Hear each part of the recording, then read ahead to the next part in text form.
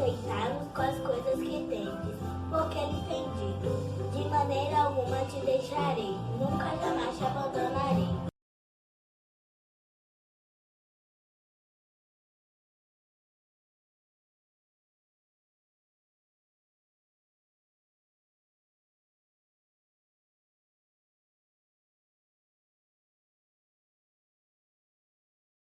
Boa noite a todos. Como prometemos, estamos de volta para mais um tema da Semana Santa deste ano, que é amor escrito com sangue. Ontem falamos dos privilegiados, os judeus, e hoje vamos falar deles novamente, privilegiados 2, porque temos muito que aprender com tudo isso. Você que está na sua casa ou em algum outro lugar, no entanto, se liga na programação da Igreja Adventista.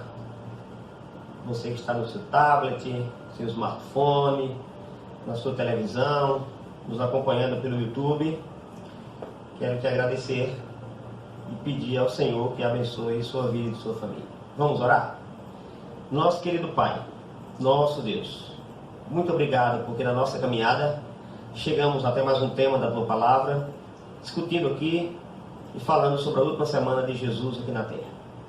Quero pedir que o Senhor nos ajude a compreender esses temas e nos dê a chance de fazer as mudanças que precisamos fazer em nossa vida para estarmos em conformidade com aquilo que Tu queres de nós. Abençoa a todos que nos assistem, bem como suas famílias, por eles representados, em nome de Jesus. Muito bem. Chegamos na terça-feira, 11 de Abib, do ano 31. Imaginem a última e mais importante semana de Jesus aqui na Terra. É disso que temos falado. Jesus está na última semana dele. E a propósito, ele concentra sua atenção aos judeus de Jerusalém. Você entendeu, né? Judeus de Jerusalém, da capital, da cidade. Durante 3 anos ele viaja de norte a sul, de leste a oeste, pregando o evangelho de Deus.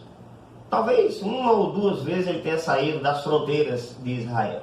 Uma delas é quando ele vai para as bandas de Tiro e Sidom e ali cura a filha da mulher, chamada de mulher Ciro-Fenícia, e 1 ou 2 vezes mais, né?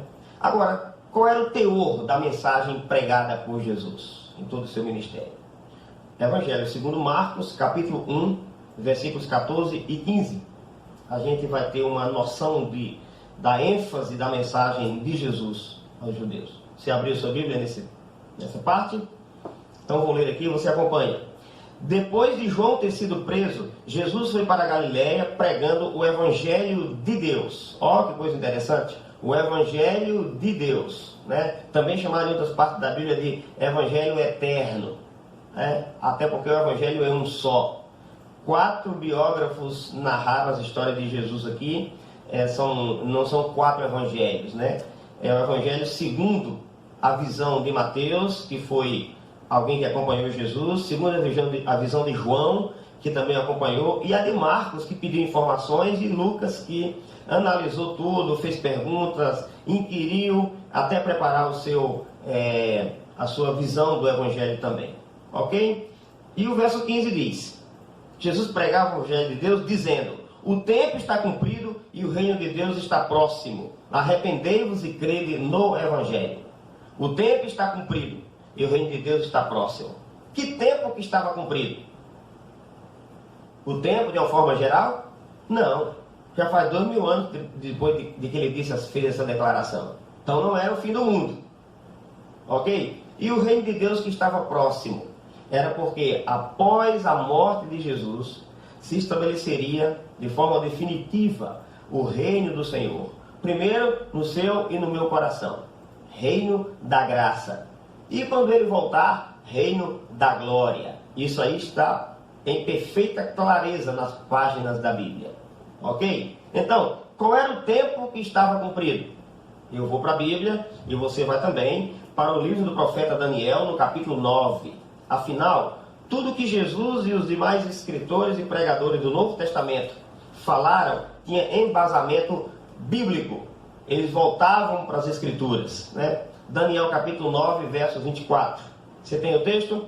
Peço sua atenção, porque a gente vai tratar de um tema bastante profundo E vocês perceberam que a gente não está aqui apenas no beabá do Evangelho, como a gente fala, mas temos cavado e bebido de fontes mais profundas, alinhando o nosso pensamento ao pensamento da palavra de Deus. 9:24 diz assim: 70 semanas estão determinadas sobre o teu povo. Isso aqui é o anjo de Deus falando com o profeta Daniel. Daniel, portanto, era israelita, judeu, e o povo dele eram judeus. Olha só, 70 semanas estão determinadas sobre o teu povo e sobre a tua santa cidade. Qual era a cidade de Daniel? Ou a cidade que ele chamava de Santa? Jerusalém. Aquela é Jerusalém, lá do Oriente Médio. Para fazer cessar a transgressão, para dar fim aos pecados, para expiar a iniquidade, para trazer a justiça eterna, para selar a visão e a profecia, e para ungir o santo dos santos. Estão lembrados aqui que estudamos ontem?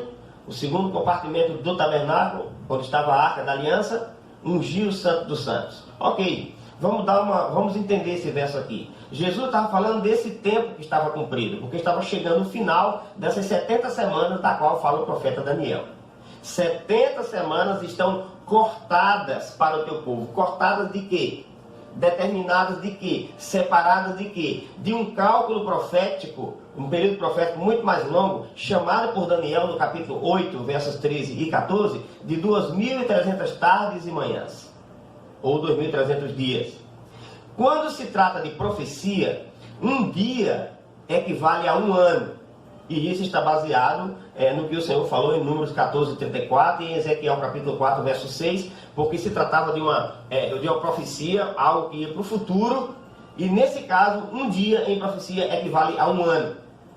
Não somos apenas nós, os adventistas, que defendemos tal ponto teológico. Teólogos entendidos, sinceros, estudiosos, concordam com isso, mesmo de outras denominações religiosas. Ok? Portanto, quando o profeta fala assim, 70 semanas, cada semana tem 7 dias, 70 vezes 7, 490. Então, ele não está falando de 490 dias literais, e sim de 490 anos que estariam separados para o povo judeu. Para fazer o quê? Para dar fim aos pecados, expiar a iniquidade, selar a visão, ungir o santo dos santos. Em outras palavras, para que aquele povo, os judeus, pudessem se acertar com Deus. Estavam separados de um período maior, 490 anos. Aí vem a pergunta: quando começou então esses 490 anos? O anjo diz a Daniel no versículo 25. Vamos lá? Verso 25. Sabe e entende, desde a saída da ordem para restaurar e para edificar Jerusalém, até ao ungido, o príncipe. 7 semanas, mais 62 semanas, as praças e as circunvalações se reedificarão, mas em tempos angustiosos. Você percebeu? Sabe e entende, desde a saída da ordem para restaurar e edificar Jerusalém. Aí, ele esmiuçou aqui as 70 semanas, dividiu em 3 partes. A princípio aqui 2, 7 mais 62, e depois no verso 27, a última semana que falta. Vamos lá? Verso 27. Ele fará firme aliança com muitos por uma semana. Ok? O ungido, o príncipe, o Messias, Jesus. Ok? Então vamos lá. 490 anos estão determinados sobre o teu povo e sobre a tua santa cidade. Era desse tempo que Jesus estava falando. Quando foi que começou? Quando saiu a ordem para restaurar e edificar Jerusalém. Jerusalém havia sido destruída pelo exército de Nabucodonosor. 3 invasões. Derrubou o muro, queimou o templo, derrubou o templo, e agora a visão é de que ele começaria a ser reconstruída. Quando foi que saiu essa ordem? Você vai perguntar. Então vamos para a Bíblia. Eu quero que você abra sua Bíblia no livro de Esdras, o sacerdote Esdras, que estava lá na Babilônia e voltou para reconstruir o templo. No capítulo 7, versículos 7, 8 e 21. Vamos lá? 7 é o capítulo de Esdras, versículos 7, 8 e 21. O 7 e 8 diz: também subiram a Jerusalém alguns dos filhos de Israel, dos sacerdotes, dos levitas, dos cantores, dos porteiros e dos servidores do templo, no 7º ano do rei Artaxerxes. Verso 8: Esdras chegou a Jerusalém no 5º mês do 7º ano desse rei. Percebeu? 5º mês do 7º ano do rei Artaxerxes. Quem é Artaxerxes? um dos reis da Pérsia. Esse aqui é chamado de Artaxerxes Longímano. Ele tinha um braço maior que o outro, por isso recebeu esse apelido. Então vejam, no 7º ano de Artaxerxes deveria começar a reconstrução de Jerusalém. Para poder você ter certeza disso, leia o verso 21. Olha lá. Eu mesmo, o rei Artaxerxes, decreto a todos os tesoureiros que estão da além do Eufrates, tudo quanto vos pediu o sacerdote Esdras, escriba da lei dos céus, pontualmente se lhe faça. Então veja, Artaxerxes faz um decreto a fim de que os judeus pudessem reconstruir o templo e os muros de Jerusalém, e isso foi no 7º ano do rei Artaxerxes. Sim, tudo bem. E por que a Bíblia não diz aí direto quando foi o 7º ano do rei Artaxerxes? Eu quero que você se lembre de um detalhe importantíssimo. Os escritores da Bíblia, embora tenham sido inspirados por Deus, eles nunca imaginariam que estariam escrevendo para pessoas há tanto tempo na frente. E também não escreviam para formar algum dogma ou alguma doutrina. Ok? A Bíblia, senhores, chegou até nós pelos canais naturais da história. O Senhor utilizou-se de pessoas e também conservou esse registro para que nós pudéssemos hoje saber o caminho da salvação e ter uma vida boa, plena aqui nesse mundo.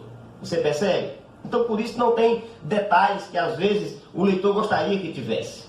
Mas ele nos dá, além do benefício da dúvida, o que nos leva à pesquisa, isso é importante, ele nos dá também a maneira certa de interpretar a palavra de Deus. Escrevendo Isaías no capítulo 28, verso 13, diz assim: é um pouco aqui, um pouco ali. Regra sobre regra, preceito sobre preceito, preceito e mais preceito. A palavra do Senhor é um pouco aqui, um pouco ali. Ou seja, você vai juntando as peças desse grande quebra-cabeça e chegando às conclusões maravilhosas ao plano da redenção. Então, quando foi então o 7º ano do rei Artaxerxes? Aí a Bíblia se cala, se vai para a história. E isso é maravilhoso. A história e a arqueologia juntas apoiam o texto bíblico. Ok? Quando você vai para a história geral, você percebe que foi no ano 457 a.C. que saiu essa ordem de Artaxerxes para reconstruir Jerusalém. Houveram 3 decretos. O decreto de Ciro, o decreto de Dario e o decreto de Artaxerxes. Eles são cumulativos. Então nós contamos a partir daqui, foi quando foi definitiva a construção dos muros da cidade de Jerusalém, que começa esse decreto. Era o ano 457 a.C. Ora, se foi no ano 457 a.C. que saiu o decreto, e o tempo que Jesus dizia que estava se cumprindo começava aí, a partir daí, quando é que ele termina? Você vai e desconta os 457 em contagem regressiva. Os historiadores dividiram o tempo em antes e depois de Jesus. E antes de Jesus ele vem em contagem regressiva para recomeçar quando chega lá embaixo. Ok? Você pega 457 anos, contagem regressiva, e acrescenta a eles 33. Vai dar 490. Ou seja, no ano 33 daria os 490. Mas eu quero te fazer refletir num detalhe importante. Não foi no ano 33 que acabou os 490 anos. Foi no ano 34. Digo isso baseado nos eventos que aconteceram nesse ano, mas também em outro detalhe importantíssimo. Quando você está contando na contagem decrescente ou regressiva, exemplo, 4, 3, 2, 1, e você tem que recomeçar, que ano deveria ser o outro ano do recomeço? Deva pensar aí? Deveria ser que ano? Ano 1 de novo. Você está 4, 3, 2, 1. Próximo ano deveria ser 1 de novo. 1, e aí recomeça. 2, 3, 4. Mas ao invés disso, quando chegou no ano 1, os historiadores foram direto para o ano 2. Ficou com um déficit de 1 ano. Portanto, a profecia se cumpre não no ano 33, mas no ano 34. E por que no ano 34? Porque no ano 34, meus queridos, foi feito o primeiro mártir cristão. 70 semanas, 490 anos estão determinadas sobre o teu povo. No ano 34, Estevão foi o primeiro mártir do cristianismo, foi apedrejado e morto, e uma perseguição abateu-se sobre a igreja apostólica, e eles tiveram que sair pelo mundo e começar a pregar o evangelho em terras que eles nunca pregariam se isso não tivesse acontecido. para dar cumprimento a essa profecia. Os judeus tinham o privilégio, né, como estudamos ontem, das alianças, do culto, das promessas, da legislação, de no meio deles nasceu o Messias, que ia fazer uma firme aliança com muitos por uma semana, conforme nós lemos, 7 anos, ok? O ungido, o Messias, foi quando Jesus foi batizado no Rio Jordão, ungido pelo Espírito Santo. 7 anos depois, nos leva ao ano 34. No ano 27 aconteceu isso. No ano 31, na metade da semana última profética, Jesus foi morto. E no ano 34, fechando a última metade da semana, então nós temos a primeira perseguição grande e o primeiro mártir cristão. E aí o tempo dado ao teu povo, Daniel, aos judeus, e à tua santa cidade, Daniel, Jerusalém, chegou ao fim. Como povo exclusivo e escolhido por Deus. Você percebe? Por isso que Jesus disse, o tempo está cumprido e o reino de Deus está próximo.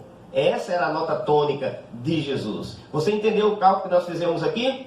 Eu quero que você entenda. Não porque seja importante demais entender esses cálculos e essa matemática. O importante aqui é saber uma coisa. Deus deu tempo aos judeus. A história é o palco onde Deus atua. E se ela é o palco onde Deus atua, o tempo é o teatro desse palco. Ele existe em relação a mim e a você. A Deus, que é atemporal nesse sentido. Adianta-se ou volta no tempo, porque Ele é Deus. Mas para mim e para você, o tempo existe a nosso favor. E isso é a vida. Tem gente que diz que tempo é ouro. Não, tempo não é ouro. Tempo é vida. Porque a vida não é nada senão um tempo. 50, 70, 38, 40, 100 anos, não importa, é um tempo. E Deus utiliza ele a nosso favor. Foi feito isso com os judeus até o ano 34, conforme a matemática que nós fizemos aqui. E você pode comprovar isso em sua casa, nas suas pesquisas depois. Como também Deus dá tempo para mim e para você. Alguns criticando a Bíblia com relação ao retorno de Jesus, a breve volta de Cristo, diz assim, desde que meu avô era vivo que falava na volta de Cristo. Minha avó já contava as histórias da fera, da besta que vinha carimbando as pessoas com o seu carimbo, com o seu selo, com a sua marca. E até agora nada aconteceu. Sabe por que não aconteceu nada? Porque Deus está dando tempo. Para você e para mim. E eu sou feliz porque Ele deu tempo de que eu também pudesse entender sua palavra e ter o privilégio de servi-lo ainda aqui nesse mundo. Ok? E na verdade, se você for observar, quem está esperando quem? Não é eu que estou esperando Jesus. É Ele que está esperando a mim e a você. É Ele que está esperando meu pai, minha mãe, meus parentes. Que eu dê testemunho a eles para que eles venham para o reino de Deus também. Essa é a grande realidade. É Ele que nos espera. E, por fim, Ele sabe o tempo certo de voltar. Então, isso é o que é melhor que nós entendamos. É saber o tempo certo que Jesus está dando para mim e para você. E você quer saber qual é o tempo? Agora. A hora de esperar a volta de Jesus, de se preparar, de decidir ficar do lado dele, é agora. Não é amanhã. Esse é o tempo para você e para mim. Interessante que nós estamos estudando essa passagem de Daniel, capítulo 9, o tempo do qual Daniel está falando, e Jesus utilizou essa mensagem. Nós estamos falando ela sobre uma maldição. Por incrível que pareça, existe uma maldição no Talmud. O Talmud é um comentário de judeus sobre o Velho Testamento de 72 livros, que foram feitos baseados em perguntas que as pessoas faziam aos escribas e aos os sacerdotes. Então eles prepararam como um dicionário bíblico, mais ou menos, né? No Talmud, existe uma maldição rabínica para todos aqueles que estudam esse tempo aqui, de Daniel. Eu vou ler na íntegra para você e te dar a fonte. Veja. Os ossos das mãos e os ossos dos dedos se caiam, estou lendo da forma como está lá, se caiam e se decomponham àquele que se voltar às páginas do livro de Daniel para saber o tempo, qual é o tempo de Daniel 9, 24 ao 27, e que a sua memória desapareça da face da terra para sempre. Isso é uma lei talmúdica. Está na lei talmúdica 979, é ela, seção 2, linha 28. Você pode pesquisar. Estamos interpretando Daniel sobre essa maldição. Por que essa maldição? Porque esse foi o tempo concedido àquele povo, um tempo especial, e eles sabiam tanto disso que no Talmud escreveram isso aqui. Maldito seja aquele que queira entender qual é o tempo, porque foi um tempo dado para os judeus. Infelizmente, quando você lê o texto bíblico, você encontra dizendo: ele veio para o que era seu e os seus não receberam. E aí o tempo exclusivo para eles passou. Vocês entenderam? Mas é importante saber que Deus está dando tempo para mim e para você, nos esperando a fim de que possamos nos converter, mudar de nossos maus caminhos e definitivamente, com sinceridade, dizer: não, eu reconheço perante o estudo da palavra de Deus e conforme o Espírito Santo fala a minha consciência, a minha mente, de que estou no caminho errado. É meu dever arrepender. Arrepender quer dizer mudança. Você vai em certos caminhos, de repente descobre que o caminho é errado, não te leva para onde deveria ir. Aí você dá meia volta, você recomeça, você começa outro caminho. Isso é arrependimento. Entenderam? Agora, eu quero que você note uma coisa interessante. Eu disse no início que Jesus havia concentrado os seus ensinamentos aos judeus de Jerusalém naquela semana. Até porque estava se preparando como cordeiro desde o 10º dia até o 14º, o cordeiro pascal, para dar cumprimento ao que a lei falava sobre esse assunto. Além disso, Jesus fez do templo a sede de suas pregações naquela última semana. Entendeu? Só um minuto.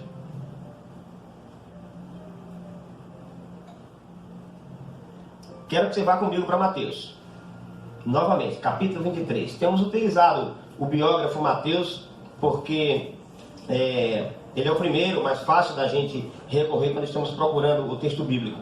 No capítulo 21 e 22, você vai ver que Jesus escolheu o templo como sede de suas pregações para a última semana que estava vivendo. Por dois motivos. Primeiro, para lá se dirigiam todas as classes religiosas.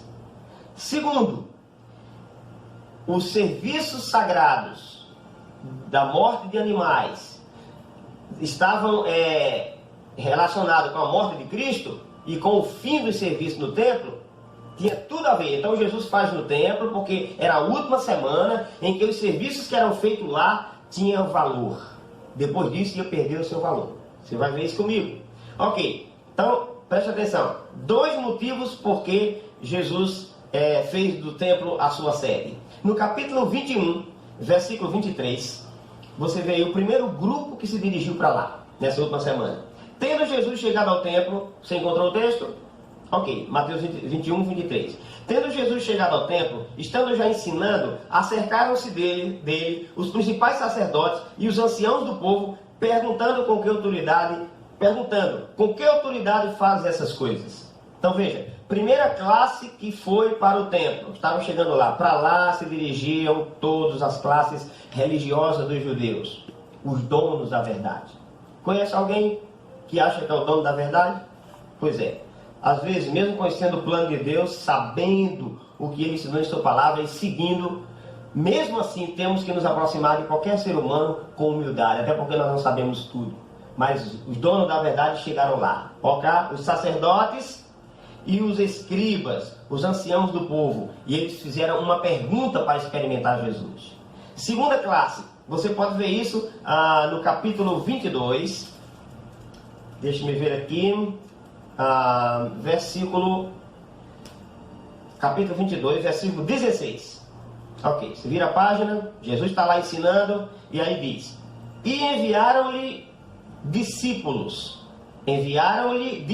seguidores, junto com os herodianos, outro grupo aqui, para dizer-lhe: mestre, sabemos que és verdadeiro, que ensinas o caminho de Deus, de acordo com a verdade, sem te importares com quem quer que seja, porque você não olha para a aparência dos homens. Qual foi o outro grupo aqui? Os herodianos. Os herodianos eram um grupo que caminhava afinado com o governo romano, e que surgiu no tempo de Herodes o Grande. Por causa das benfeitorias que Herodes fez em Israel, então um grupo achou que Herodes podia inclusive ser o Messias, por incrível que pareça. Esse grupo era chamado de herodianos. E eles foram lá também para experimentar Jesus. Qual foi a pergunta que eles fizeram? Ela está aqui no verso 17.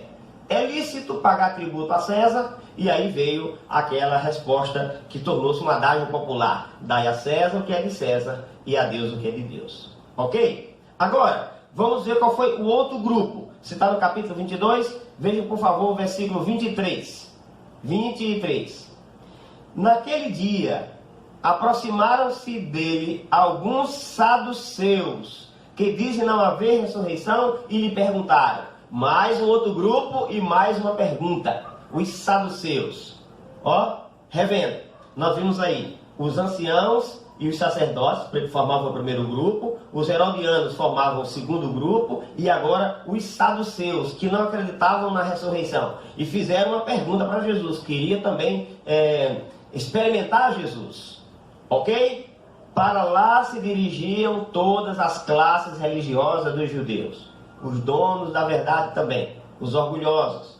E aí, você desce um pouquinho os seus olhos, vai para o versículo 34, 22 e 34, mais uma classe. Entretanto, os fariseus, sabendo que ele fizera calar os saduceus, reuniram-lhe em conselho para experimentá-lo. Você percebe? As autoridades, sacerdotes e anciãos, escribas, herodianos, saduceus, fariseus. Haviam outros grupos, outras seitas religiosas nesse mesmo período, né? Aí não está falando dos zelotas ou cananitas em algumas traduções, não está falando dos essênios, não está falando de outros grupos que existiam, ok? Mas as classes se dirigiam para lá e Jesus queria alcançar essas classes.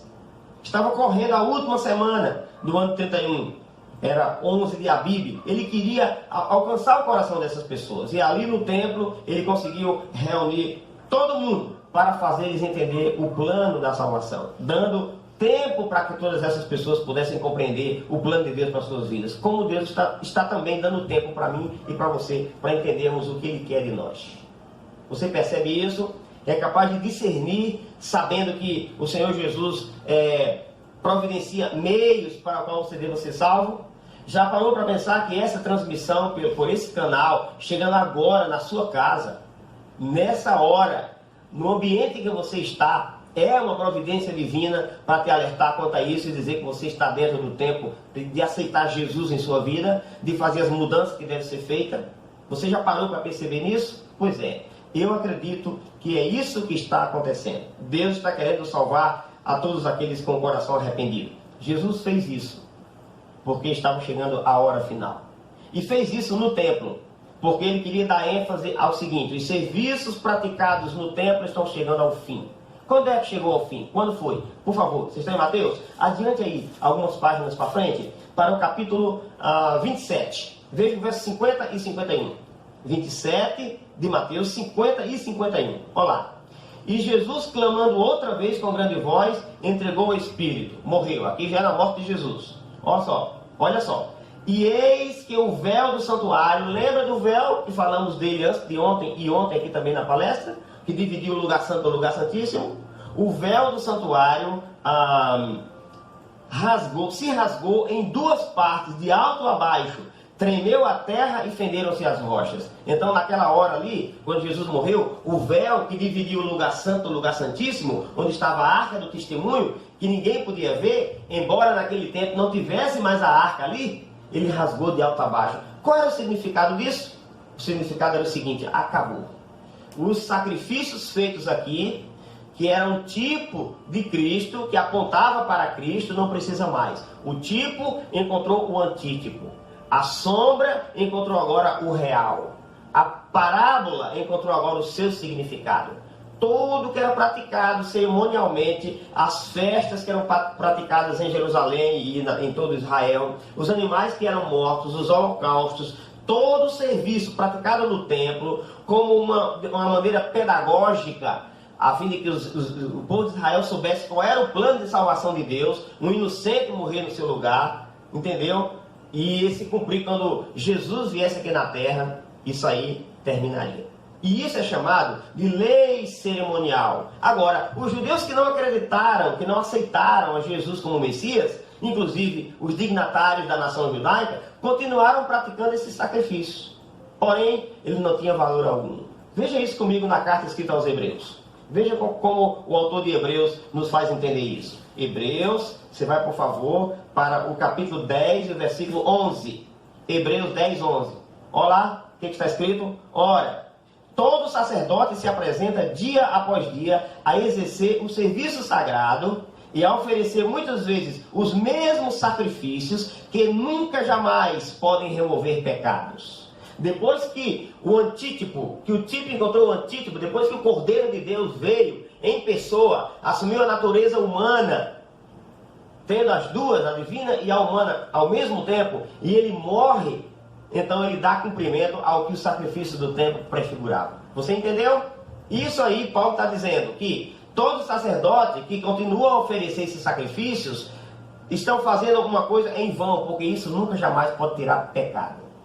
A ideia bíblica do cordeirinho que o pecador trazia, colocava a mão sobre a sua cabeça, na frente do sacerdote, confessava o seu pecado, pegava a faca da mão do sacerdote, enfiava no pescoço, tirava o sangue, impressionando o pecador, dizendo: alguém está morrendo em seu lugar, e aquele sangue era transferido para o santuário.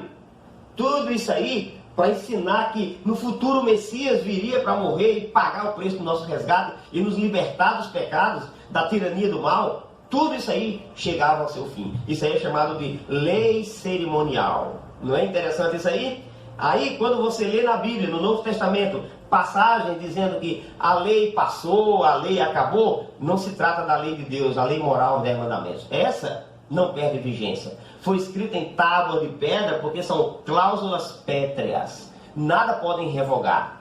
Tem efeito moral. Se aplica a qualquer cultura, a qualquer nação e a qualquer tempo. Por exemplo, o 7º mandamento que diz: não adulterarás. Isso vale em todo tempo, em qualquer sociedade. Não matarás. O 6º mandamento: honra teu pai e tua mãe. Bem como o 4º: lembra-te do dia de sábado para o santificar.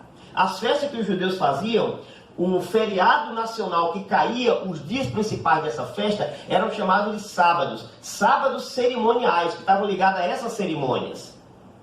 O sábado, 7º dia da semana, não tem nada a ver com isso. Ele está dentro das 10 palavras, do decálogo, dos 10 mandamentos, e são preceitos morais para todo homem, não só para o povo de Israel. Até porque o sábado, o 4º mandamento, quando foi instituído, não havia israelita, nem judeu, nem brasileiro, nem americano. Foi no Éden, após a criação da terra. E em outras partes da Bíblia, você vai ver com clareza que esse mandamento se aplica a qualquer pessoa, mesmo no tempo de Israel. Isaías 56, está escrito que os eunucos e os estrangeiros que guardarem os meus sábados, sendo desse modo servos meus, ou seus, na linguagem de Isaías. Você percebe? Está lá Isaías 56. Eunucos e estrangeiros que guardarem os meus sábados, e o pronome possessivo meu se refere ao 7º dia da semana, porque os sábados cerimoniais são falados sempre seus ou vossos, se referia a esses sábados dessas datas festivas. Esses aí sim foram abolidos na cruz. Por isso, quando você lê Colossenses 2, 16, 17, Paulo fala assim: ninguém vos julgue por comida, bebida, por lua nova ou por sábados. Referir-se aos sábados cerimoniais, não o sábado moral, 7º dia da semana. Você percebe? Então notem, isso aí sim passou. Isso aí não tem mais vigência, porque o tipo havia encontrado o antítipo. E a Bíblia trabalha com esse tipo de simbologia. Ok? Por exemplo, Isaac, o filho de Abraão. Quando Deus pede a Abraão: Abraão, me oferece em holocausto teu filho, teu único filho. Isaac era um tipo de Cristo, representava Cristo. Olha que coisa interessante. Bem como outros símbolos do Velho Testamento. Em Jesus, o Velho Testamento, com suas orientações cerimoniais, tem seu cumprimento. Tem seu cumprimento. A lei moral, os 10 mandamentos, sempre continua. Até porque a Bíblia diz que pecado é transgressão da lei. Se ela não existe, então não existe mais pecado. Entenderam? Querido, eu quero, com sinceridade, contribuir, como temos feito aqui essa semana, para a sua compreensão do texto bíblico e da palavra de Deus e o plano dele para a nossa vida. Você pode ter certeza, o Senhor tem interesse em te mostrar a verdade, e nada menos que isso interessa. Para os judeus também, e muitos hoje, quando estudam a Bíblia e fazem essa comparação, percebem que Jesus, a quem eles chamam de Yeshua, era de fato o Messias. Yeshua HaMashiach, Jesus o Messias. Ele morreu, uma morte substitutiva, dando cumprimento ao sacrifício do santuário. E agora, o pano de fundo do Novo Testamento é a breve volta dele, para buscar aqueles que se conformaram com a sua vontade, que foram capazes de fazer as mudanças necessárias, que não foram covardes, que diante da verdade foram capazes de dizer: eu também decido seguir a Jesus. Tu queres também tomar essa decisão? eu estou apelando. É um apelo. Você já percebeu? É nosso dever, cada dia, olhar para você dizendo, levante-se, aceite. Quando a gente diz aceite, fica parecendo que Jesus é um pobrezinho, um coitadinho, e a gente que tem que aceitá-lo, que está batendo na porta do coração e mendigando entrada em nossa alma. Na verdade, deveria ser o pecador que cada dia devia olhar e dizer, Senhor, tu me aceita, mas Jesus é tão amoroso, tão humilde que ele pergunta, você me aceita como seu Salvador? Eu quero entrar em tua vida. Está disposto a fazer isso? Fique em pé para nós orarmos. Muito bem. Que bom que você ficou em pé. Vamos lá. Senhor nosso Deus, muito obrigado pela Bíblia Sagrada e as suas orientações. É maravilhoso poder perceber o plano da redenção. E saber que Jesus morreu em nosso lugar e hoje o simbolismo cerimonial não precisa mais. A ovelha, o Cordeiro de Deus, a vítima, cujo sangue me limpa do pecado, é Jesus Cristo. E eu posso com segurança ajoelhar-me, pedir perdão dos meus fracassos, dos meus pecados, da minha vida errada. Em nome de Jesus, no sangue que Ele derramou, e ter certeza que levanto-me dessas orações purificado, como Tua própria palavra nos ensina. Muito obrigado, porque provestes a salvação, a fim de que não morrêssemos a morte eterna. Em nome de Jesus. Amém. Muito bem. Você tem agora mais um testemunho. O testemunho de hoje tem o título de Conforto. Assista, você vai gostar. Boa noite e até amanhã.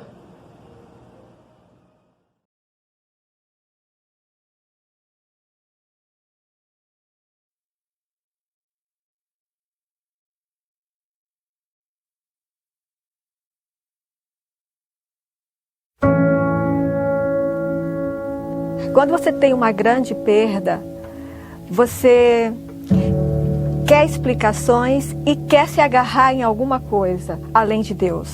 Eu fiz uma postagem no Face, no meu perfil no Face, contando, desse mês sem ele. Mas antes de postar, eu ajoelhei, orei e pedi para que Deus me desse algo que me preenchesse, que eu precisava de alguma coisa para dar sentido à minha vida.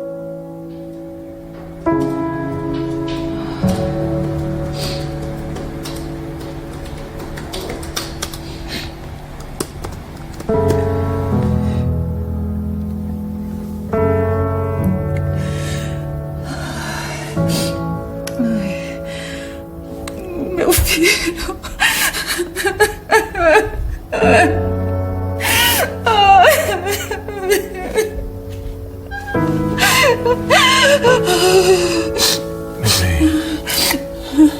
Desculpa. Eu só queria ouvir a voz dele, sabe? Matar essa saudade, mesmo sabendo que ela nunca vai passar. Não passa, né, meu bem? Genival, ele tinha tantos planos, tantos sonhos, Genival, e eu... Não, meu amor, você sonhava os sonhos dele junto com ele. Eu sei, eu te entendo. Mas, meu bem, olha, agora é tempo de orarmos, pedindo que Deus nos mostre como sonhar novos sonhos, tá bom? Eu sei, meu bem. Aos poucos Deus vai me dar luz. Vai sim. Para eu enxergar o caminho novamente. Então. Mas agora, vai dormir. Você deve estar cansado. Tô, mas vem dormir. Você precisa dormir também, vamos? Eu vou daqui a pouquinho. Eu preciso ficar uns minutos só, mais a sós. Por favor, meu amor. Tá bom, querida. Obrigada, meu amor.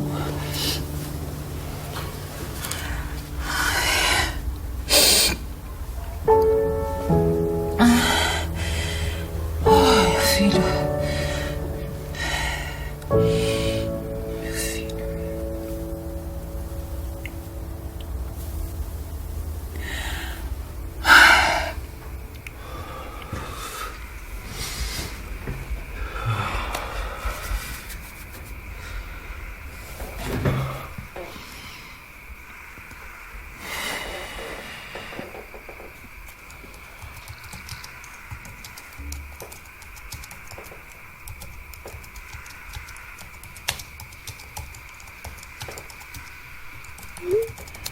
Oi, Tiago. Obrigada por se lembrar do meu filho.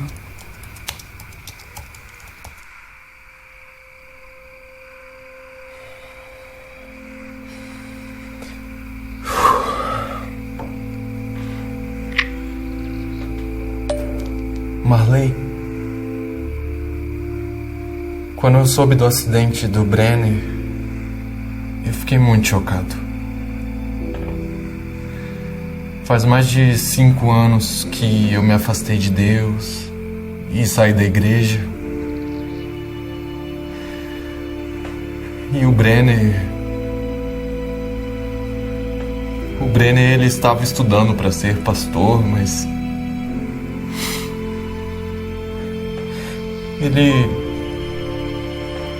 ele já era um pastor para mim.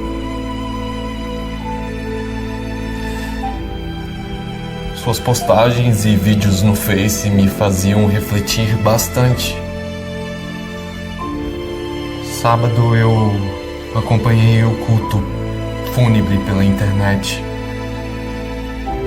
Eu ouvi Deus falando comigo. Ele falava sobre a esperança de vermos o Brenner quando Jesus voltar. E eu quero estar pronto para esse dia. Por isso, eu estou voltando para Jesus. Tiago, sua mensagem chegou na hora que eu mais precisava. Muito obrigada. Sou eu quem agradece. Muito obrigado por transmitir Deus através do culto de despedida do Brenner. E por favor, continue falando de Deus em suas redes sociais. Isso me ajuda bastante.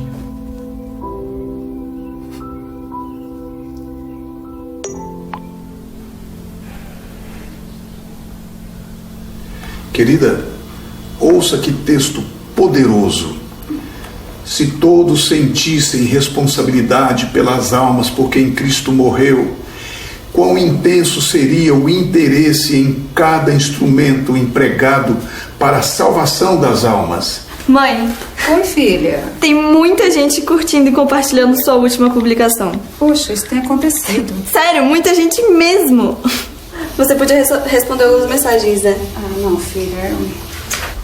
Tem gente pedindo oração, contando seus problemas aqui.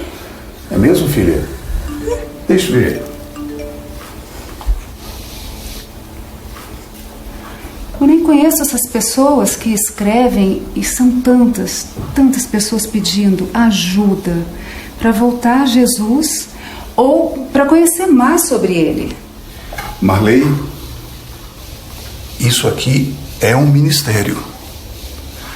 O acidente do Brenner tocou corações, mas aquilo foi uma semente.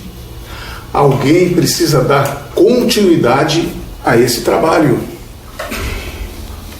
Sabe, amor, esses dias atrás me escreveu um colega do Brenner, dos tempos do colégio. Ele assistiu o seu sermão no dia do velório. Ficou muito emocionado. Estava afastado da igreja, decidiu voltar. Mãe, você tem que ajudar ele a voltar. Não só ele, como também muitas outras pessoas que provavelmente estão precisando das suas palavras, das suas mensagens. Isso aqui vai te ajudar a se aproximar dessas pessoas. Eu não sei, filha, se eu conseguiria falar de Jesus do jeito que o Brenner falava. Quem sabe, fazendo isso que a nossa filha sugeriu e começando a falar mais do amor de Jesus através desse sofrimento que nós estamos passando, ajude a tocar corações que de outra forma não aceitariam essa mensagem.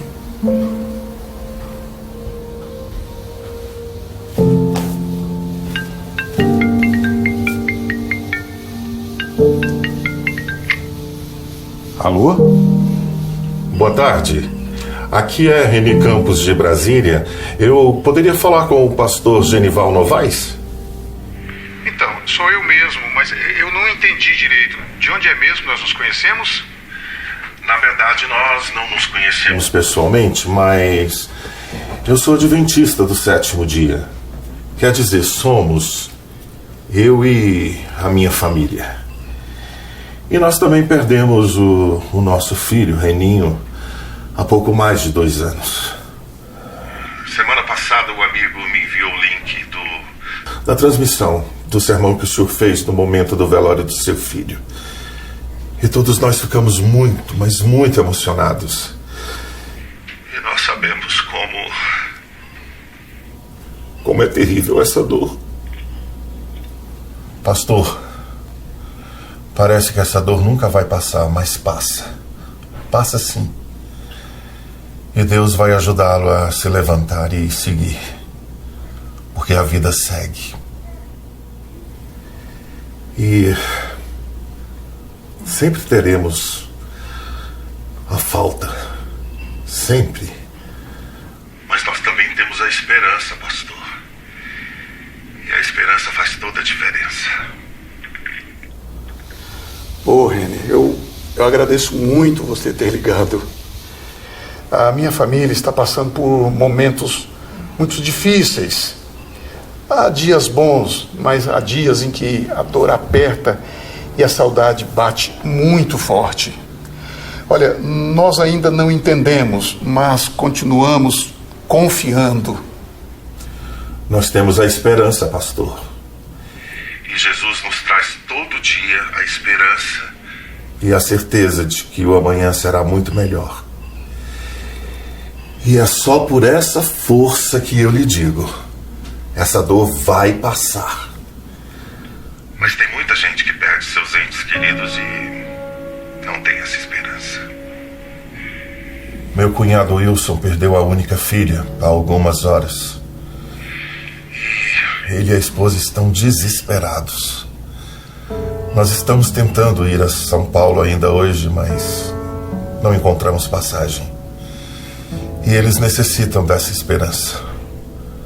Algo que tentamos mostrar algumas vezes, mas hoje eles realmente sentiram a necessidade. Nossa, que situação difícil, viu? Olha, eu moro a minutos da capital.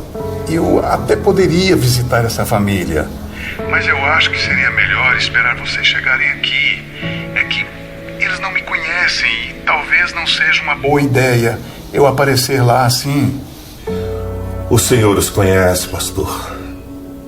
Daqui para frente, o senhor será capaz de reconhecer um pai e uma mãe. Que teve que enterrar o seu filho. A marca dessa dor nunca sai da gente. O Wilson e a esposa só poderiam ouvir hoje alguém como o senhor. Um pastor. Mas acima de tudo, um pai que já perdeu seu filho. Tudo bem, Reni, então vamos fazer assim. Você me liga daqui a 10 minutos para você me passar o endereço direitinho, porque agora eu precisava conversar com a minha esposa e a minha filha, tá? Mas antes eu queria te dizer mais uma vez, muito obrigado por ter me ligado. Você hoje foi um presente de Deus para mim. Até já. O que aconteceu, meu amor? O que aconteceu é que eu acabei de ter a certeza de que Deus está pedindo para abraçarmos o sonho do Brenner. Esse ministério precisa acontecer.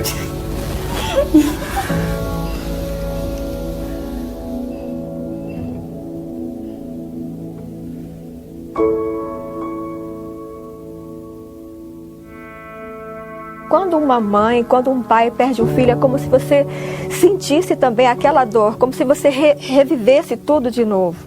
Então, contribuir, usando a sua dor, para contribuir para amenizar a dor do próximo, não tem como explicar. É muito gratificante. Não é que você fica de boa, não, agora está tudo resolvido. Não é isso, é cada dia uma luta. A dor da saudade sempre vem, não esquece nunca. Mas quando você recebe esses retornos, parece que você se anestesia. E vem outro ânimo para você continuar. O único remédio para curar uma saudade é o reencontro. Quando você tem saudade de alguém que viaja, que alguém que passou um período fora, você só mata a saudade quando você se reencontra. E é por isso que eu quero que esse reencontro seja breve. Ver meu filho, ver Jesus, conhecer Jesus face a face. Eu acho que vai ser a coisa mais maravilhosa deste mundo. Eu vou dizer para ele: eu falei tanto de você para as pessoas, tem tanta gente que só te conheceu de ouvir falar, que me disseram que querem te conhecer aqui no céu. Então são essas alegrias que eu quero dar para o meu filho. Dizer que eu dei continuidade ao ministério que ele tanto queria. Sinto essa responsabilidade, esse desejo forte dentro de mim de dar essa continuidade, de fazer aquilo que ele não pôde fazer, de levar Jesus para as pessoas, fazendo a minha parte e também contribuindo para que o sonho dele também se realize em mim, né?